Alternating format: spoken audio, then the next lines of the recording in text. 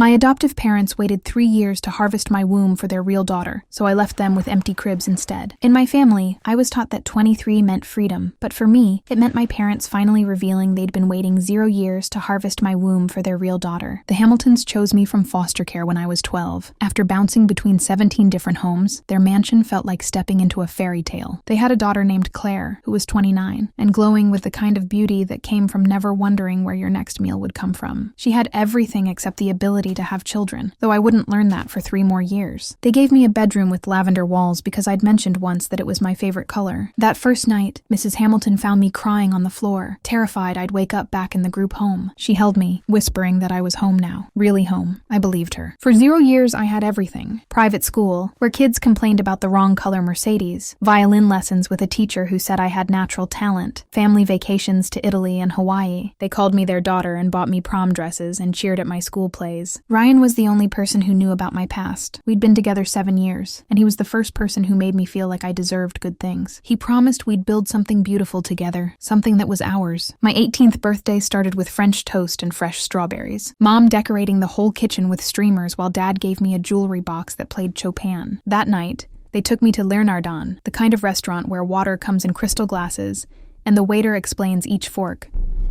I was laughing at Dad's terrible joke about escargot when Mom set down her wine glass with a delicate clink and exchanged a look with Claire that made my stomach turn. "Now that you're 23, Mom began, her voice suddenly businesslike, "we need to discuss your purpose in this family." Purpose. The word slithered across the white tablecloth toward me. Dad pulled out a leather folder, the expensive kind he used for his real estate deals, and slid papers across to me. Medical documents, fertility test results, genetic compatibility charts, all with my name, all dated over the past 0 years. Every doctor's appointment they'd said was for my health. Every blood test they'd said was routine. It had all been for this. "We chose you specifically," Dad said, like he was explaining a business merger. "Claire needs a surrogate, someone young, healthy, genetically compatible. You're perfect." Claire leaned forward, and for the first time I saw the desperation she'd been hiding. Her voice shook as she explained. "I would live with her during the pregnancies, multiple pregnancies, at least 3 children. I would follow strict dietary protocols, exercise regimens, take prenatal vitamins they'd already purchased, sign papers saying the children were never mine, never tell them I carried them. After I finished giving her babies, they'd generously allow me to attend whatever college I had in mind." The restaurant sounds faded until all I could hear was my heartbeat, and Claire saying, "I've been waiting 0 years for you to be ready. Think of everything we've given you," Mom said when I couldn't speak. "The life you'd have without us. Foster kids like you don't get opportunities like this. We saved you from the streets." Dad's voice turned sharp as the steak knife beside my untouched plate. "The college fund, the car we promised, your whole future, it all depends on your cooperation." I made it to my lavender bedroom before I vomited. 3 years of French toast mornings and forehead kisses had been preparation. They hadn't saved me. They'd been fattening me up for slaughter. Ryan found me on my bathroom floor at midnight, still in my birthday dress. He held me while I told him everything, promising we'd figure it out together. A week later at Sunday dinner, I watched Mom pass the mashed potatoes and made my move. "Ryan and I are getting married. We want to start our own family right away. I can't be Claw's surrogate if I'm trying to have my own babies." The grandfather clock in the hallway ticked 5 times before anyone moved. Then Mom's voice could have frozen blood. "Then you're cut off. Everything now." She grabbed my phone from the table and powered it off with one manicured finger. Dad held out his palm for my car keys. "You have 1 week to reconsider or get out." Claire exploded from her chair, her perfect composure shattering like the wine glass she knocked over. "I've waited 0 years for your body. 0 years of watching you grow up, knowing you'd save me." Red wine spread across the white tablecloth like blood. I nodded, pretending to reconsider while my survival instincts screamed. The next day, I took 3 buses to Planned Parenthood, clutching cash from my violin case just in case they tried to force me. While pretending to pack slowly, I found a box in the attic that made my blood freeze. Files on 3 other foster girls who'd lived in my room before me. Michelle, incompatible after further testing. Sarah ran away. Jessica, unsuitable temperament. All had escaped before their 18th birthdays. I was the first who stayed. That night I slipped out the window. I used to stare at stars from a backpack holding everything that mattered. My feet hit the manicured grass and I ran. I thought I was free until I got to Ryan's apartment and found a check on his counter for 55.5 and a single line for delivering her to us on schedule. His signature was at the bottom of the delivery confirmation. 3 3 years of love letters suddenly made sense. 0 years of him being the only one who understood. I turned to leave, but Ryan was already standing in his doorway, blocking my only exit. "They're on their way," he said softly. Car headlights swept across the apartment parking lot, illuminating Ryan's face for a moment. His hand shook as he gripped the doorframe, blocking my only escape route. The backpack straps cut into my shoulders as I took a step backward, my mind racing through options that didn't exist. "They paid you to love me." The words came out as a whisper, but they hit him like a physical blow. His guilty silence stretched between us. 3 years of manufactured affection crumbling in the space of a heartbeat. I feinted left, then dove right, trying to slip past him. His hand shot out, grabbing my backpack strap and yanking me backward. I stumbled, nearly falling, and he used the momentum to pull me closer. "You were the easiest mark I ever had," he said, his voice hollow. Foster kid, desperate for love. The Hamiltons knew exactly what they were looking for. Mrs. Hamilton's voice echoed up the stairwell, sharp and commanding. "Ryan, do you have her?" My violin case hung across my body, the hard edges pressing against my ribs. Without thinking, I swung it forward, striking Ryan's knee with all the force I could manage. He cried out, his grip loosening as he stumbled sideways. The instrument that had symbolized my new life, my escape into something beautiful, had become my weapon. I bolted past him, racing toward the back stairs. His shouts followed me, giving the Hamiltons directions about the building's layout, the exits where I might run. My feet pounded down the concrete steps, each impact jarring through my bones. The alley behind the building stretched out before me, narrow and grimy. Dad Hamilton's Mercedes blocked one end, its headlights creating harsh shadows against the brick walls. At the other end, Claire sat in her white BMW, engine running. They'd coordinated this, planned for every escape route. A dumpster sat against the building wall, its lid closed. I scrambled onto it, sneakers slipping on the slick metal surface. My fingers found the bottom rung of the fire escape ladder, rust flaking off under my grip. She's climbing. Claw's scream pierced the night air. Her designer heels clicked against the asphalt as she got out of her car, the sound echoing off the alley walls. I pulled myself up, muscles burning from the effort. The metal groaned under my weight, but held. From the second-floor landing, I could see them all converging below. The Hamiltons and their expensive clothes looked absurd in this grimy alley, like mannequins that had wandered out of a department store window. Mrs. Hamilton stepped forward, her voice taking on that trembling quality she used when she wanted to appear vulnerable. "Sweetheart, you're confused. We only want to talk. Come down and we can work this out." Dad Hamilton stood beside her, his phone in his hand, thumb moving rapidly across the screen, calling for backup maybe, or activating some plan they'd prepared for this moment. The fire escape connected to several apartment windows. Most had bars or were painted shut, but one on the second floor sat slightly open, a gap just wide enough. I pressed my face against the glass, seeing an elderly woman inside watching television. I pushed the window wider and slipped through, my backpack catching on the frame for a terrifying moment before I yanked it free. The woman's coffee mug crashed to the floor, ceramic shards scattering across the linoleum. She stared at me, hand moving toward the phone on her side table. Through the window, I watched the Hamiltons argue in the alley. Mom's perfect composure cracked as she gestured wildly at Dad, their voices carrying up at words indistinct. Claire paced beside her car, cell phone pressed to her ear. The perfect family facade they'd maintained for 0 years was fracturing under the pressure of losing their investment.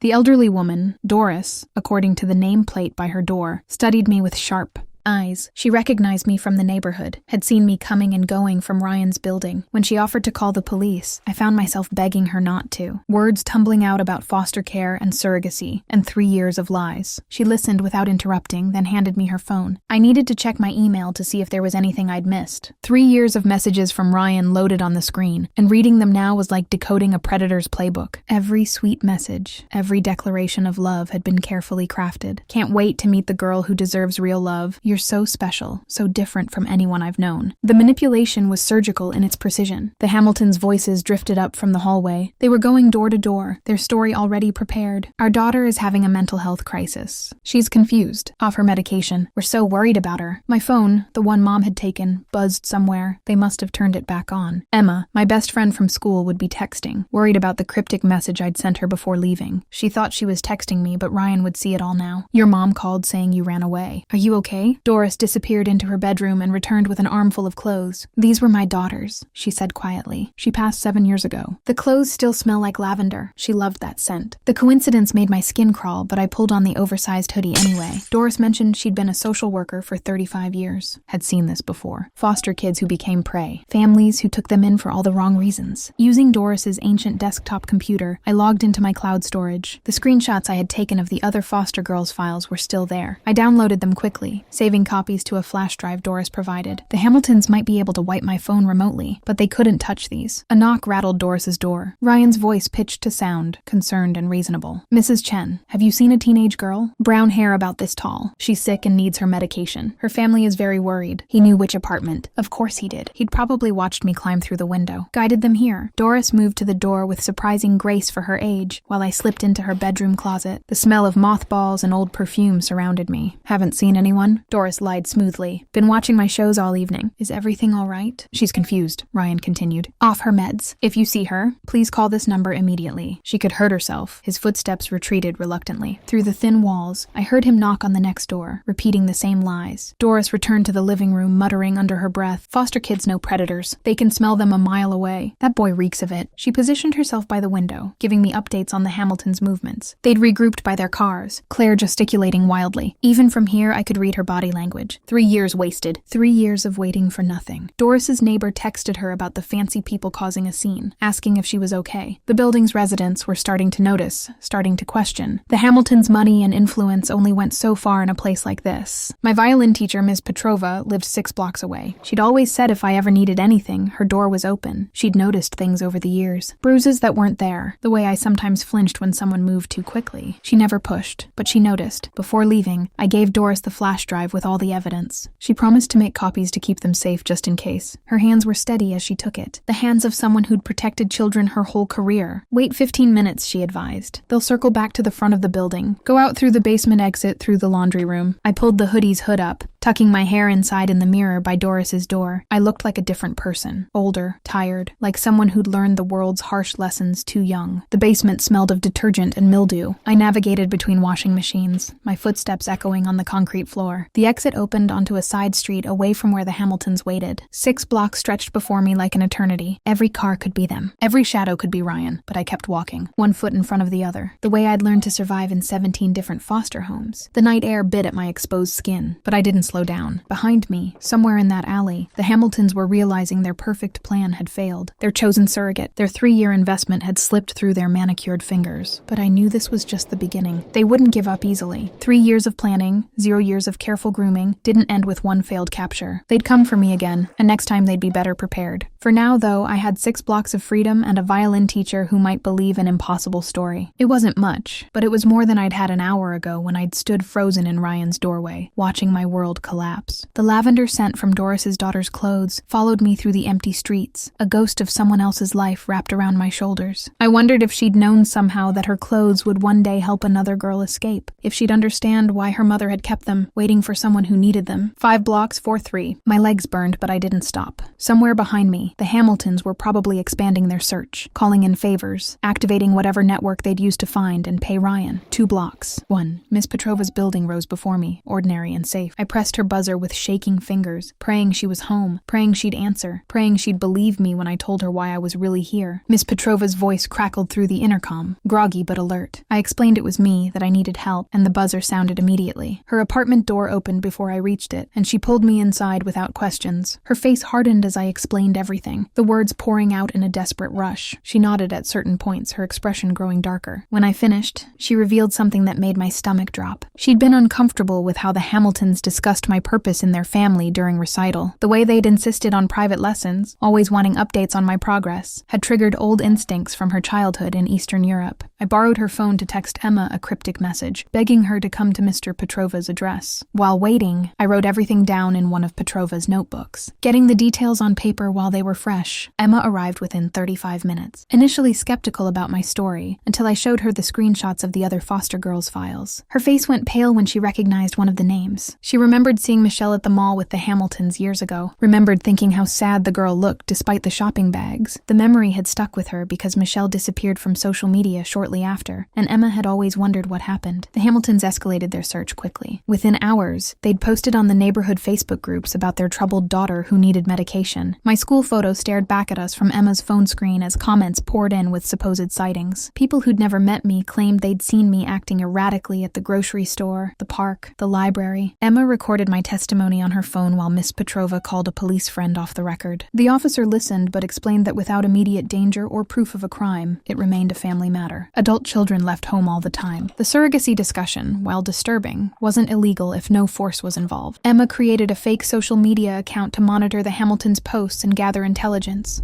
Through it, we discovered Claire had been active in fertility forums for 2 years, discussing alternative surrogacy arrangements. Some of her posts made my skin crawl. She'd researched international adoption loopholes, fertility tourism, and had even posted about the ideal age for surrogates. Miss Petrova's elderly neighbor knocked on the door, mentioning she'd seen a young black girl leaving the Hamilton house crying 7 years ago. The description matched Michelle from the files. The neighbor had always wondered about it, but hadn't wanted to interfere in what seemed like family business. I decided to contact Ms. Rodriguez, my old foster care caseworker. Her number still worked, and she answered on the 3rd ring. When I explained the situation, her silence stretched so long I thought the call had dropped. Then she revealed she'd had concerns about the Hamilton adoption, but couldn't prove anything. Her supervisor had dismissed her worries as bias against wealthy families. The Hamiltons escalated further, calling my school to report a psychiatric emergency. They claimed I needed immediate intervention, painting a picture of a disturbed girl who'd misunderstood a generous offer to help with college expenses. The school, bound by privacy laws, couldn't confirm or deny my enrollment status to concerned callers. Miss Rodriguez's revelation hit like punch to the gut. I was the 4th girl in this pattern, 3 before me. Same age range, same foster care background, same sudden departures. She tried to flag it, but the Hamiltons' sterling reputation and generous donations to foster care charities had silenced any questions. Ryan started texting my old phone, which the Hamiltons had reactivated. Emma showed me the messages on her fake account where someone had screenshot and shared them. He claimed he loved me, that the money meant nothing, that we could work things out. Each text made Emma angrier until she threw her phone across Petrova's couch in disgust. I asked Rodriguez about contacting the other foster girls. 2 had aged out and left the state immediately after turning 23. Their forwarding addresses led nowhere. The 3rd girl's whereabouts remained unknown. She'd simply vanished from the system. But Rodriguez remembered their names, remembered their faces, remembered her growing unease with each placement. The Hamiltons appeared at Emma's house next, forcing her parents into an awkward conversation. They spun a tale of mental health concerns and medication noncompliance, but Emma's parents noticed inconsistencies in their story. When pressed for specifics about my supposed condition, the Hamiltons fumbled, their prepared script failing under scrutiny. Rodriguez dug deeper into her old files, discovering she'd noted concerns about the Hamiltons' foster license renewal timeline. Each girl had been placed with them just as the previous one aged out. A pattern too perfect to be coincidence. Her supervisor had dismissed it as efficient placement, praising the Hamiltons for always having room for another child in need. Emma's parents grew suspicious enough to ask the Hamiltons to leave. The shift in their demeanor was immediate. Mrs. Hamilton's mask slipped for just a moment, revealing something cold underneath. Emma's father, a mild-mannered accountant, stood firm at his doorway until they retreated to their Mercedes. My search for the 3rd foster girl yielded unexpected results. Jessica, now 27, maintained a small social media presence 3 towns over. Her profile bio simply read survivor, and her posts focused on trauma recovery and rebuilding life after abuse. My hands shook as I typed a message explaining who I was and why I was reaching out. Miss Petrova offered her couch indefinitely, framing it as one artist supporting another. She'd fled her own country to escape people who'd tried to control her, and she recognized the same desperation in my eyes. Her apartment became my safe house. Her elderly neighbors my early warning system against the Hamilton searches. Jessica responded within minutes. Her message simple and direct. She'd known they'd try again, had been waiting for this call. We arranged a video chat, and her story filled in horrifying gaps. Claire had already been practicing pregnancy symptoms when Jessica lived there, wearing a fake belly around the house, decorating nurseries that would never hold babies. Rather than continuing to hide, I decided to take control of the narrative. Emma helped me draft my own social media post, carefully worded to avoid legal issues while sharing my truth. We included just enough detail to be believed without making accusations that could backfire. Jessica revealed more during our call. She'd discovered Claire's obsession went deeper than anyone imagined. Claire had baby clothes hidden in her closet, had picked out names, had even practiced breastfeeding techniques with dolls. The desperation wasn't new. It had been building for years before they started taking in foster girls. She shared photos she'd managed to take before escaping.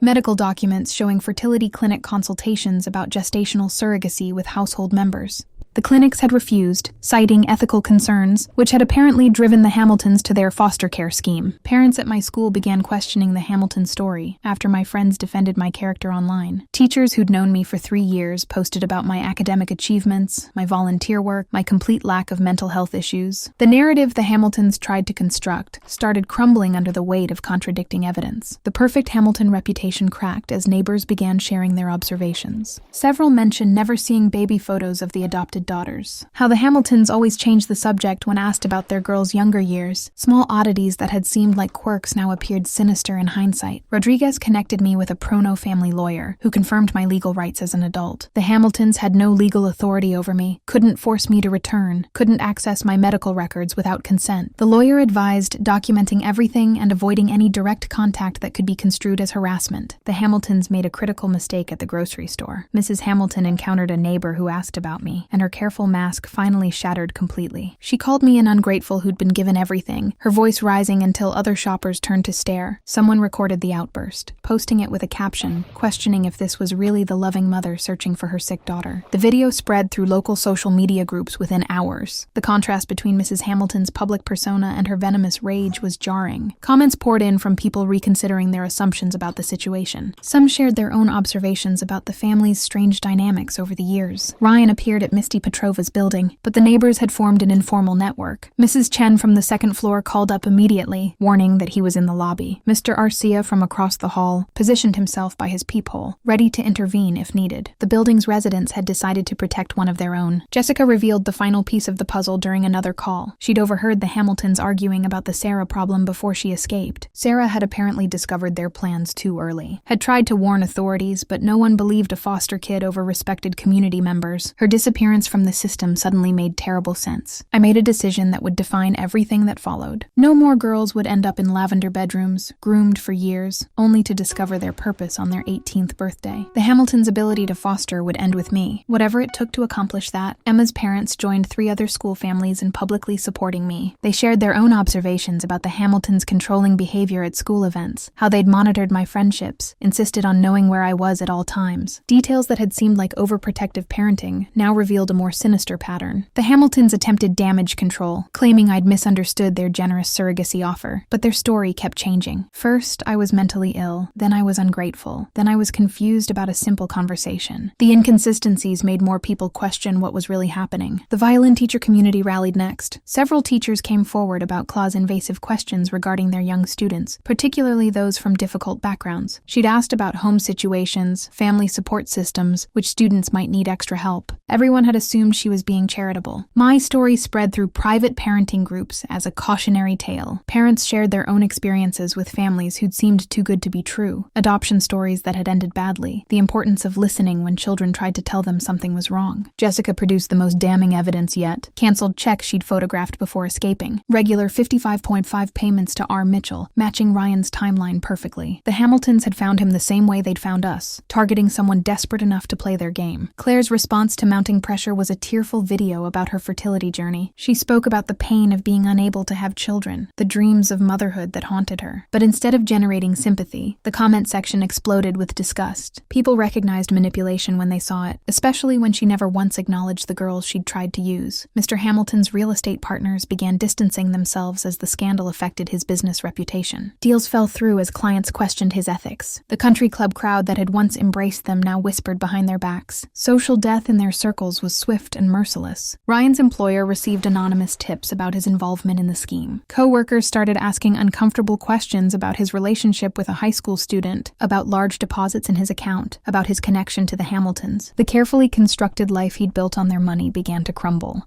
2 journalists from the local paper reached out after seeing the social media discussions. They'd been investigating suspicious foster care patterns in the area, had noticed the Hamilton name appearing repeatedly. My story connected dots they'd been trying to link for months. The principal at my school issued a carefully worded statement supporting my character and questioning the narrative being spread about me. Without directly accusing anyone, she made it clear the school had never observed any concerning behavior from me. Teachers who'd wanted to speak up felt emboldened to share their own observations. Jessica drove down to meet me in person, bringing a box of evidence she'd been saving, photos, documents, recordings she'd made of conversations she'd overheard. She'd known this day would come, had prepared for when the Hamiltons would try again with another girl. Initial relief at gathering support turned sour when I realized the Hamiltons were adapting their strategy. They quietly reached out to distant relatives, spinning tales about temporary custody of their troubled daughter. They painted themselves as loving parents trying to help a child with mental health issues, seeking family support in a difficult time. Mr. Hamilton discovered the accounts he'd set up for my college fund fund had been emptied on my 18th birthday. Rodriguez had advised me months ago to transfer everything into my own account the moment I became a legal adult. The fury in his voice when he called the bank was audible through the phone when the manager confirmed I had every legal right to the money. The Hamiltons hired a reputation management firm to flood social media with positive stories about their charity work. Old photos from fundraisers appeared everywhere, testimonials from people they'd helped over the years, but the internet had a long memory, and people started questioning why they needed such aggressive PR if they were just worried parents. Former foster children and online support groups began sharing their own Hamilton experiences. Not all had been targeted for surrogacy, but all remembered strange questions about their medical history, inappropriate interest in their physical development, comments about their genetic background that had made them uncomfortable. Important relationships solidified around the truth. Emma's family offered their guest room if I needed it. Miss Petrova's neighbors created a schedule to ensure someone was always watching for the Hamiltons. Doris checked in daily, having made dozens of copies of the evidence I'd entrusted to her. Even strangers who'd only heard the story online offered support and resources. The local newspaper story broke, with a carefully worded headline about questions surrounding a prominent family's foster care history. Anonymous sources included former staff from fertility clinics, who remembered the Hamiltons' increasingly desperate requests. The article avoided direct accusations, but painted a disturbing picture through carefully verified facts. Armed with accumulated evidence and witness statements, I felt the tide turning. Public opinion shifted decisively, as more people recognized the pattern of predatory behavior. A hashtag began trending locally, as others shared their own stories of exploitation by seemingly charitable families. The Hamiltons' lawyer sent cease and desist letters to anyone speaking publicly about the situation, but truth was an absolute defense, and no one backed down from sharing their honest experiences. The legal threats only made them look more guilty in the court of public opinion. Claire's public breakdown at her country club happened during their annual charity luncheon. She stood up mid-speech about supporting foster youth and started screaming about ungrateful foster trash who didn't appreciate opportunities. The room full of wealthy donors watched in horror as she knocked over champagne flutes and threw her designer purse at the wall. Security had to escort her out while she shrieked about wasted years and empty wombs. The security footage from multiple locations began corroborating my timeline perfectly. The restaurant confirmed the private dining room reservation on my 18th birthday, complete with timestamps showing when we arrived and when I fled to the bathroom. Building security cameras caught me leaving Ryan's apartment building in distress. Each piece of evidence chipped away at the Hamiltons' carefully constructed lies. Doris proved invaluable when the original foster care files mysteriously vanished from county records. She'd made 17 copies and distributed them to trusted friends, ensuring the evidence survived. Her decades of social work experience had taught her that documents had a way of disappearing when powerful people felt threatened. Community members who'd stayed silent for years suddenly found their voices. The pediatrician who'd performed my required physicals admitted she'd always felt uncomfortable with the Hamiltons' excessive interest in my reproductive health. The dentist mentioned they'd insisted on genetic testing during routine cleanings, small violations of boundaries that had seemed odd, but not actionable at the time. Ryan's attempt to save himself backfired spectacularly. He released a statement claiming he'd been manipulated too, that the Hamiltons had found him when he was vulnerable and desperate. This enraged them enough to threaten exposing exactly how they'd recruited him through forums for young men with gambling debts who needed quick money. The hired predator had turned on his employers. I began to see our entire relationship differently. Every sweet gesture had been calculated. The way he'd accidentally run into me at the library where I studied, how he'd known my favorite coffee order before I'd told him. The Hamiltons had provided him with a detailed dossier on their investment. Some community members influenced by the Hamiltons' PR firm started suggesting I'd simply misunderstood a legitimate surrogacy discussion. They posted about how surrogacy was a beautiful gift, and maybe I'd overreacted to a generous offer. But survivors recognized gaslighting, and the foster care community pushed back hard with their own experiences. Miss Petrova received an eviction notice from her building's management company, which happened to be owned by one of Mr. Hamilton's business partners. But her neighbors rallied immediately. They organized a tenant meeting, contacted housing advocates, and made it clear that any attempt to remove her would face massive resistance. The management company backed down within days. I had to make a choice when the Hamiltons' lawyer contacted me through Rodriguez. They offered a substantial settlement, enough to pay for college, and start my life in exchange for signing a non-disclosure agreement and publicly stating I'd misunderstood their intentions. The number they offered would solve every financial worry I'd ever have. The decision took less than a second. Money couldn't buy back the 0 years they'd stolen. It couldn't erase the knowledge that they'd done this before and would do it again. I instructed Rodriguez to tell them no amount would buy my silence.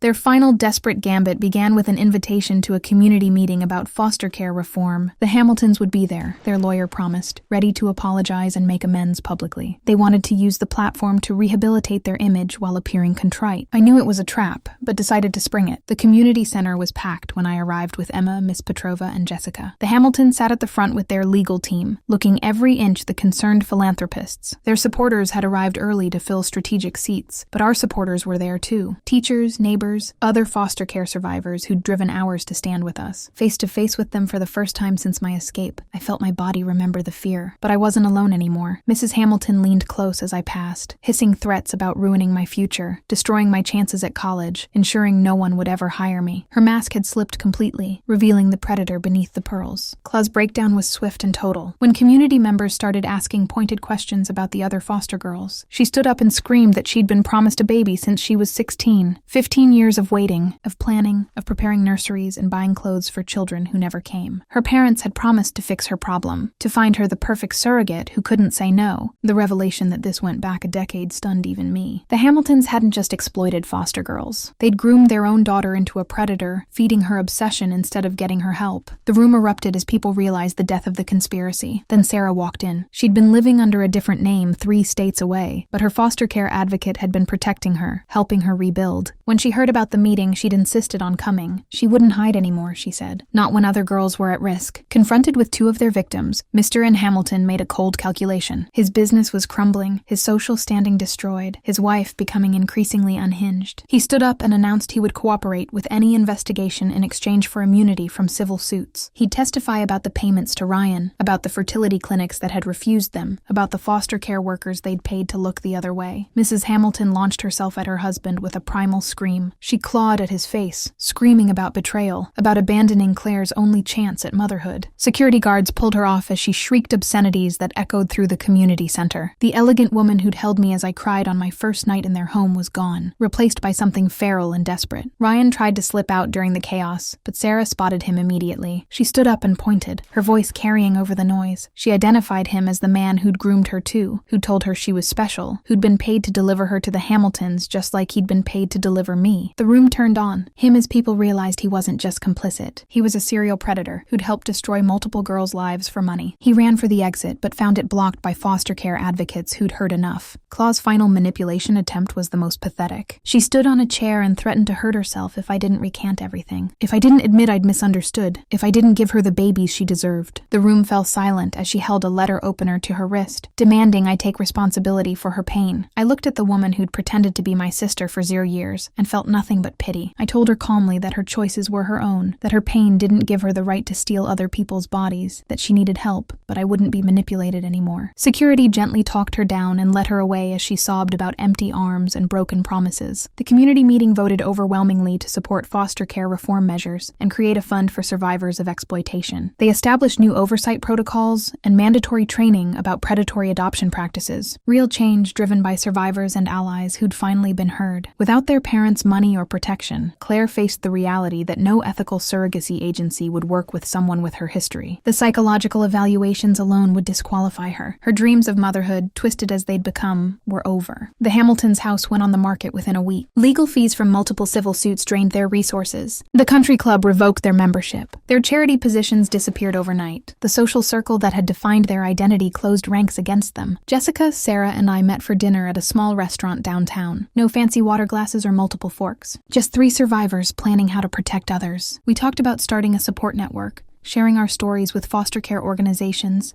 making sure caseworkers knew the warning signs. Rodriguez sent word that the Hamiltons' foster care license had been permanently revoked. Multiple states had flagged their file. They'd never be allowed near vulnerable children again. It wasn't justice in the legal sense, but it was protection for future victims. The violin I'd left behind was returned to me by one of the Hamiltons' former housekeepers. She'd saved it when they tried to throw it away, knowing it meant something to me. I held it for a long time, remembering the girl who'd believed she'd found a fairy tale family. 11 months later, I stood on a small stage at a community center tuning that same violin. The benefit concert support for foster youth had been Jessica's idea. We'd raised enough to fund emergency housing for kids aging out of the system, for those who needed somewhere safe to run. The audience wasn't huge, maybe 55 people, but they were the ones who mattered. Miss Petrova sat in the front row, pride evident on her weathered face. Emma and her parents were there, the family who'd stood up to the Hamiltons when it mattered. Doris had brought her whole building, the neighbors who'd formed a protective wall around me. Sarah and Jessica flanked the stage, our chosen sisterhood forged in survival. We'd found each other, not through the family the Hamiltons had pretended to offer, but through the truth of what they'd tried to take from us. As I raised my bow, I caught sight of a young girl in the audience, maybe 12, wearing a group home ID bracelet. She watched with a weary hope I recognized from my own reflection at that age. This concert was for her, for all the girls who needed to know that fairy tales weren't real, but survival was. The first notes filled the space. Not perfect, but honest. Somewhere across town, the Hamiltons were packing up the remnants of their carefully constructed life. Claw's womb would remain as empty as the lavender bedroom they'd used as bait. But here in this room, with these people, something real was being built. The music swelled, and I played not for the family that had tried to own me, but for the community that had chosen to see me. Justice hadn't come through courts or police or systems that had failed us before. It had come through the fierce protection of ordinary people who'd finally decided that some things mattered more than reputation or comfort. As the last note faded, I lowered my violin and looked at the audience. The girl with the group home bracelet was crying, but she was also smiling. She saw what I'd needed to see at her age, that there was life after the fairy tale ended, that real families were chosen, not assigned, that survival could become something more. The Hamiltons had waited 0 years to harvest my womb. Instead, they'd harvested a community of survivors who would ensure no other girl would stand in a lavender bedroom believing she'd finally found home, only to discover she'd been livestock all along. They'd created their own downfall by underestimating the power of foster kids who'd learned to recognize predators and the communities brave enough to believe.